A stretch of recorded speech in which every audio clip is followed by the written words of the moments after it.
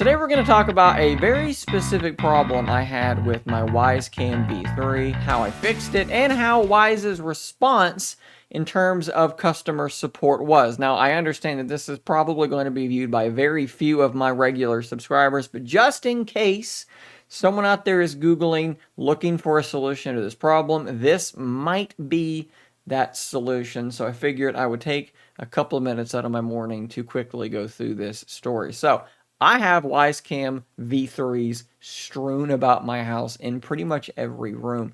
I've got a little touch of the anxiety, and I like to be able to check in on things while I'm away. I like to be able to look and see where my dogs are, what they're doing, if they're okay. I've got an elderly dog. You can barely see him down there, but he's down there. And I like to be able to just say, hey, where's Rutherford at? Let me check on the camera, make sure he's in the backyard, he's in another room, whatever. I'm just paranoid, so I have them everywhere. I don't need to justify that to anybody.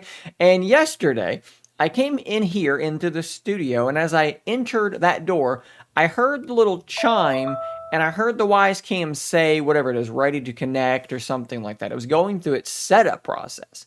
And I thought, that's kind of weird. It's been set up for several months now, and now it's trying to set up itself again. I thought, whatever. I went into the app, hit the little plus sign like I'm going to set up a fresh camera. I know from past experience that if you click on the setup button on one of these Wyze Cams and you set it up again, it'll stay in your group. Nothing really changes. You just basically reinitialize it, rename it, and it stays pretty much where it was. So I thought, no big deal. So I went to the setup, got to the part where you have it scan the QR code. It scanned it, and shortly after that, it made this little clicking sound, like this little click, like it had been turned off or unplugged, and it went through this process again. It came back to life, it made the little chime, and it said ready to connect once again. I thought, that is very, very strange. So I went through a series of sort of troubleshooting ideas, right? So I unplugged it for a long time, plugged it back in, I plugged it into a different power supply, I held down the setup button, I removed the SD card and held down the setup button, and everything I could possibly think of doing, and it just kept looping. Every 10 to 15 seconds, the thing would reset itself, and it would ask to be set up once again. So I did the only thing at that point that I thought I could do. I reached out to Wyze support, and within about an hour, I got a response back. Now, it was pretty clear from this initial response that they didn't actually read my email, nor did they watch the video that I attached, which explained exactly what was going on. The reason I say that is because they were asking me to make sure that my camera was updated, do all these sorts of things that you can't do when the camera is resetting itself over and over. So I told them, hey, please actually read my email, watch the video. I can't do any of these things, and I told you this. So at this point, they apologized, and they asked for some information about giving me a warranty in exchange for this device. Now, one problem that I had is that I had not kept the receipt for this thing, right? I didn't think that was going to be a requirement. I've done warranty exchanges on tech stuff many times in my life, and I don't know how many times I've been asked for the receipt or proof of purchase. I've simply just given them the information of the device, and through the application, it was registered in, whatever it might have been, they had that information. But I guess that's on me. I should have kept the receipt. Went through this process, and I was basically told, we don't have a proof of purchase, therefore we don't know how old the device is, therefore you are ineligible for a warranty. So I thought, well, that is a bummer. This thing just killed itself, and now I'm going to have to go out and buy another one. But I thought I was going to try a couple more things that had popped into my head.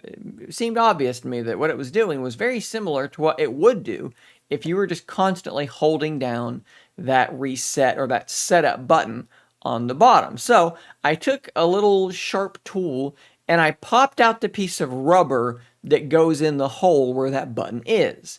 And I plugged it back in, and unfortunately it just kept resetting over and over. But then I looked in the hole and I saw that the little rubber button was simply pressing on a plastic button inside the device. So I thought, well, the thing's garbage anyways, it's trash at this point. So I took that little sharp tool and I popped that little piece of plastic out. It set in the spot, and it was what was actually being pressed as a button. So I popped that thing out as well, and I plugged it in. It said it was ready to connect, and then it just sat there.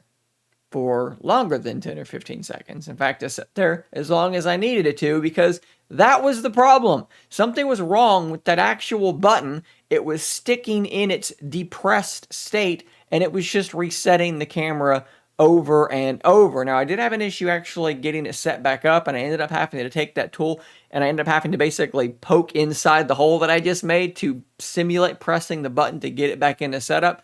But once I did that, I set it up, and it has been absolutely fine ever since. So the long story short here is that if your Wyze camera is looping, it is saying ready to connect, and then every 10 or 15 seconds you hear it power off, start up, and ready to connect again over and over and over. If you see this and you're about to throw the thing in the garbage, you have no other recourse, try that. Pop the little rubber plunger out that's the top part of the button, and then reach in there with something and pop the top of that button off and see if that fixes it for you too. Again, I know very few of you that are subscribed to the channel are going to watch this, but maybe there's someone out there Googling looking for a solution and they couldn't find it. I know I was in that position, so this is me sort of trying to pass that on and maybe help one or two people out, guys. Thanks for watching. Subscribe for more content, which is probably not very much like this, but more content in this general vein, I guess. I'll see you on the next one, and until next time, stay nerdy, my friends.